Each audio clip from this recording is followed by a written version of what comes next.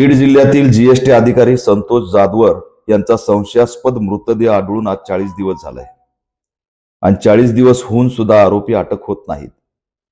त्यांच्या मृतदेहाच्या बाजूला एक सुसाईड नोट सापडली आणि त्या सुसाईड नोटमध्ये वरिष्ठ अधिकाऱ्यांनी केलेला छळ आणि त्या अधिकाऱ्याचे नाव सुद्धा त्याच्यात लिहिलेले आहेत.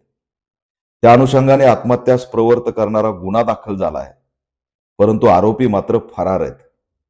40 दिवस होऊन सुद्धा आरोपी सापडत नाहीत म्हणून संतप्त कुटुंबाने उपोषण सुरू केलं आणि असंवेदनशील पोलीस यंत्रणा पीडित कुटुंबालाच गुन्हा दाखल करण्याची धमकी देत आहे.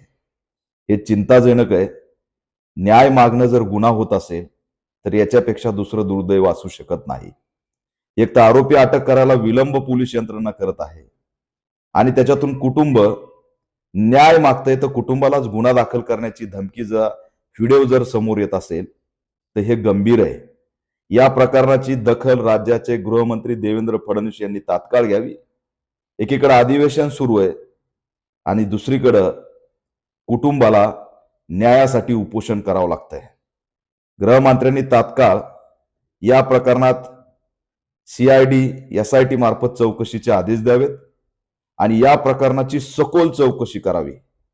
पीडित कुटुंबाने काही आरोप केलेत, त्यांना ही आत्महत्या की हत्या याच्यावरती प्रश्नचिन्ह उपस्थित केलेत.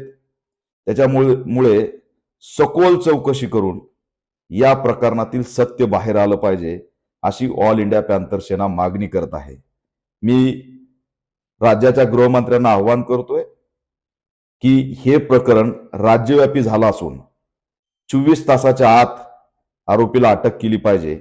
अन्यथा येणाऱ्या काळात होणाऱ्या सर्व आंदोलनामध्ये ऑल इंडिया पॅंथर सेना सहभागी असेल. मी लवकरच पीडित कुटुंबाला सुद्धा भेटणार आहे आणि या माध्यमातून बीडच्या पोलीस अधीक्षक आणि राज्याचे गृहमंत्री यांना मागणी करतोय की तात्काळ पीडित कुटुंबाला पोलीस संरक्षण देण्यात यावं, कारण त्यांचा जीव सुद्धा या ठिकाणी धोक्यात आहे. आरोपी फरार असल्यामुळे त्यांच्या जीवाला सुद्धा धोका आहे. त्याच्यामुळे पीडितांना पोलीस संरक्षण देऊन आरोपीला तात्काळ अटक करून या प्रकरणात CID SIT मार्फत चौकशी करावी अशी ऑल इंडिया पॅंथर सेना मागणी करते.